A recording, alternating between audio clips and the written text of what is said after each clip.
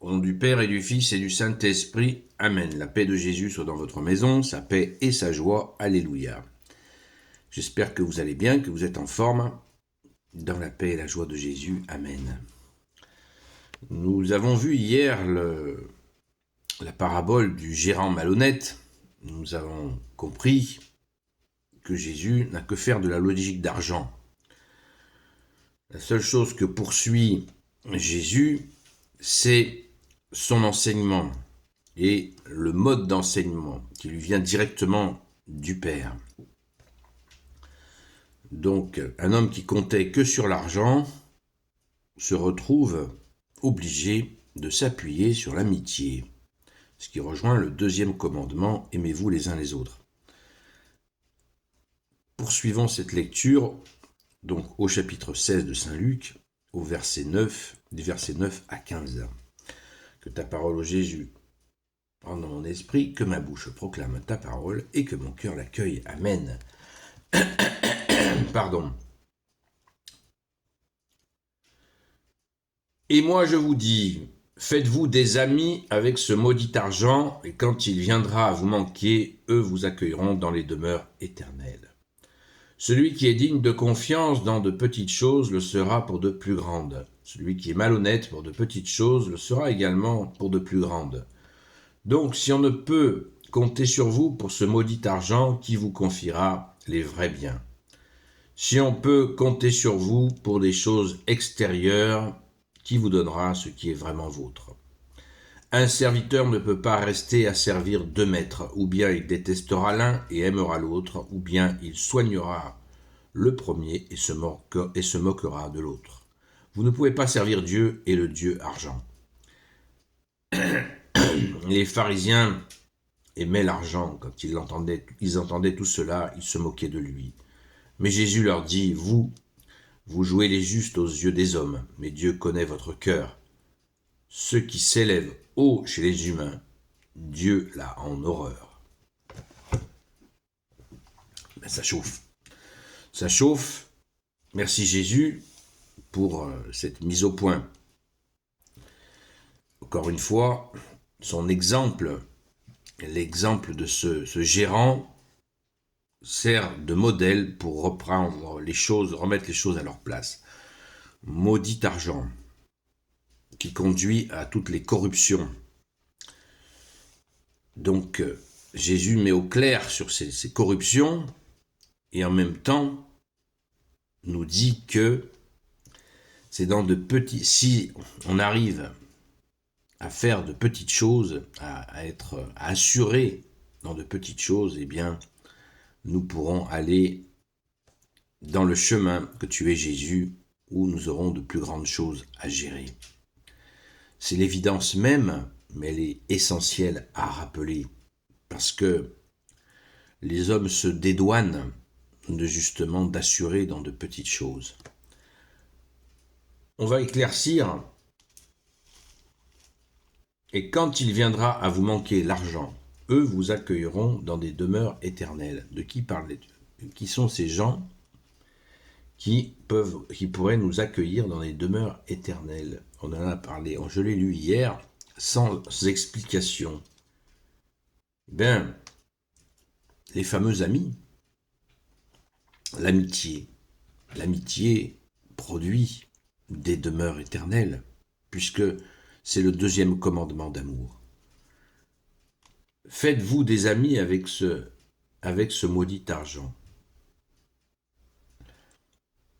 C'est-à-dire que l'argent n'est qu'un moyen. L'argent peut être de l'amour, s'il produit l'amitié, s'il produit l'amour, s'il produit le soutien, il peut être utilisé d'une manière vertueuse. Absolument. Mais il est maudit quand il fait le mal. Maudire, c'est dire du mal. Et cet homme va découvrir qu'il a besoin d'amis, qui fera que cette amitié, eh bien, elle aura des demeures, elle aura la demeure éternelle. il y a des demeures éternelles dans l'amitié. C'est extrêmement touchant d'entendre ça. Merci Jésus. Ça nous rappelle le deuxième commandement supérieur, aimez-vous les autres. N'oublions pas le premier quand même. Tu aimeras ton Seigneur, ton Dieu, de tout ton cœur, de toute ton intelligence, de toutes tes forces, de toute ta volonté. Celui qui est digne de confiance dans des petites choses le sera pour de plus grandes. Celui qui est malhonnête dans de petites choses le sera également pour de plus grandes. Donc si on ne peut compter sur vous pour ce maudit argent, qui vous confiera les vrais biens? Extrêmement intéressant. Si on ne peut compter sur vous pour des choses extérieures, qui vous donnera ce qui est vraiment vôtre? Alors, encore une phrase mystérieuse. Merci Jésus, qui nous fait réfléchir. On montre bien que Jésus veut que nous réfléchissions. Sinon, ce ne serait pas prononcé ainsi. Jésus veut que nous développions notre intelligence, notre compréhension. Il ne veut pas qu'on soit des robots. Vas-y à gauche, vas-y à droite, vas-y au milieu, un pas en arrière, un pas en avant. C'est pas Jésus ça. C'est pas Jésus. Jésus, il veut que nous soyons autonomes dans notre réflexion, avec lui bien sûr. Il développe notre autonomie, mais avec lui. Puisque Jésus nous dit, je suis votre seul enseignant, votre seul guide. Sinon, on ne peut compter sur vous pour des choses extérieures qui vous donnera ce qui est vraiment vôtre. Ce qui est vraiment vôtre. Les choses extérieures, on a compris, argent, tout ça, toutes ces choses-là, les choses courantes, c'est très extérieur, mais on se gratte la tête, qui vous donnera ce qui est vraiment vôtre. Eh bien, ce qui est nôtre, c'est, Jésus le mentionne très bien dans l'Évangile, là où est ton cœur, là aussi est ton trésor. Et voilà le fameux trésor, ce qui est nôtre. Eh bien, Jésus, on le sait, il ne cesse de dire dans l'Évangile, nous parle des talents, des charismes que nous pouvons avoir, qui ont été déposés en nous par lui, par toi, bien-aimé Jésus. Eh bien, c'est ça, c'est ce qui est nôtre. C'est ce qui a été déposé tout à l'intérieur de nous par Dieu lui-même, que tu es Jésus, avec ton Père et l'Esprit Saint. Si vous mettez en pratique ma parole, nous dit Jésus, mon Père et moi viendrons faire notre demeure en vous, pour que se réalise justement ce qui est nôtre. Cette intériorité qui va nous faire découvrir nos talents, nos charismes, pour te servir au Jésus. Et là, c'est la joie profonde. C'est la joie profonde, mais pour ça, il faut assurer, bien sûr, dans les choses courantes. Si on n'est pas capable de se lever le matin, ça va être compliqué de nous donner ce qui est nôtre. Si nous ne sommes pas capables d'assurer d'avoir le minimum d'autonomie de notre personne, eh bien, comment faire pour nous donner ce qui est nôtre? C'est très très important ce que tu nous dis là, bien-aimé Jésus. Un serviteur ne peut pas rester à servir deux maîtres, ou bien il détestera l'un et aimera l'autre, ou bien il soignera le premier, se moquera de l'autre. Vous ne pouvez pas servir Dieu et le Dieu argent. Voilà, il faut bien faire la différence. La priorité, on l'a vu avec ce gérant, malgré lui, il va se mettre à servir le vrai Dieu, puisque en aimant son prochain, il ne peut plus être que dans ce souci d'argent, parce qu'il n'y en aura plus. Eh bien, il va être obligé d'aimer les gens, donc d'aimer Dieu aussi. Donc, il quitte le Dieu argent, où il comptait que sur l'argent pour sa vie. Il ne peut plus. Il est coincé, il est obligé de compter sur l'amitié, sur l'amour. Et finalement, donc d'aimer son prochain et d'aimer Dieu. Le Dieu argent, le mot est fort, très très fort, le Dieu argent. Les pharisiens aimaient l'argent, quand ils l'entendaient sous cela, ils se moquaient de lui. Mais Jésus leur dit, Vous jouez les justes aux yeux des hommes, mais Dieu connaît votre cœur. Ce qui s'élève haut chez les humains, Dieu l'a en horreur. Et pan, Jésus nous dit dans une autre séquence d'évangile, je sonde les cœurs et les reins. Et ces pharisiens sont sondés, comme nous tous d'ailleurs, par Jésus. Mais nous sommes sondés par Jésus avec une immense bienveillance.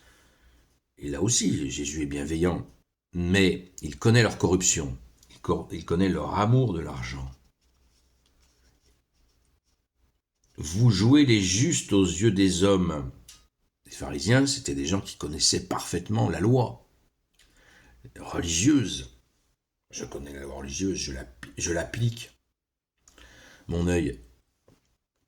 Et il s'était éloigné de Dieu parce que il simulait la religion et en même temps, il développait une voracité sur des choses insupportables aux yeux de Dieu, comme l'amour du Dieu argent. Ils aimaient énormément l'argent, énormément le pouvoir, se montrer, se faire mousser, comme on dit. Et Jésus leur met l'estocade, comme d'habitude, la touche finale. Ce qui s'élève haut chez les humains, Dieu l'a en horreur. Les hommes qui disent « Ah, moi je suis comme ça, je respecte la loi, je paye la dîme, je paye la dîme, je paye tout ce que la loi préconise, je fais tout ce que la loi ordonne. » Mais dedans, c'est pourri. D'ailleurs, je ne sais pas si vous avez remarqué, mais quand on déclare que je suis ceci, je fais cela, je suis cela, vous n'avez pas l'impression que ça nous échappe et qu'après on perd la force de rester en nous, justement, à l'intérieur. Se faire mousser, ça nous est tous arrivé, ça nous arrive encore.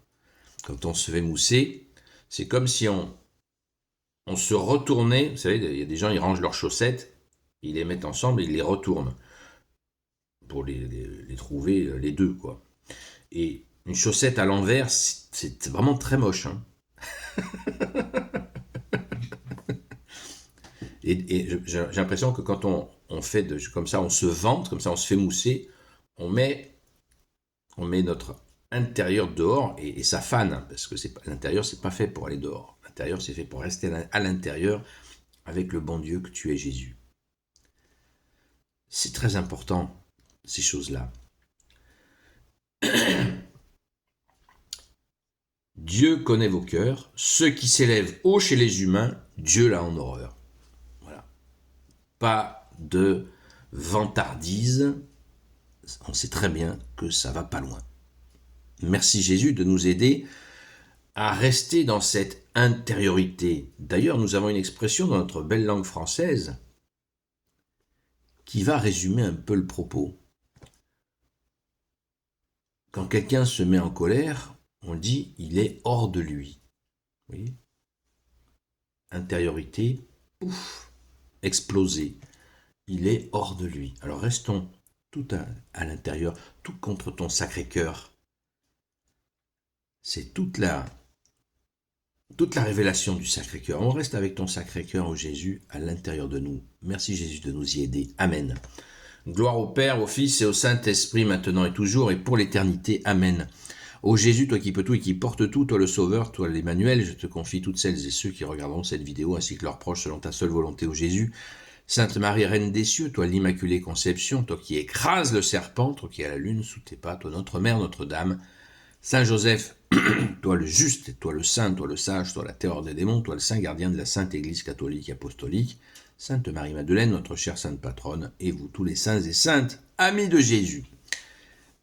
Saint Michel Archange, Saint Gabriel Archange, Saint Raphaël Archange et tous les anges qui te servent au Jésus, je vous confie toutes celles et ceux qui regarderont cette vidéo, ainsi que leurs proches, selon ta seule volonté, au Jésus. La paix de Jésus soit dans votre maison. Rendez-vous ce soir, 20h jusqu'à 22h, sur la chaîne Seul Jésus Sauve sur TikTok. On pourra approfondir tout ça avec grand plaisir. Merci Jésus d'être le roi de gloire, le Dieu de nos vies. À très vite.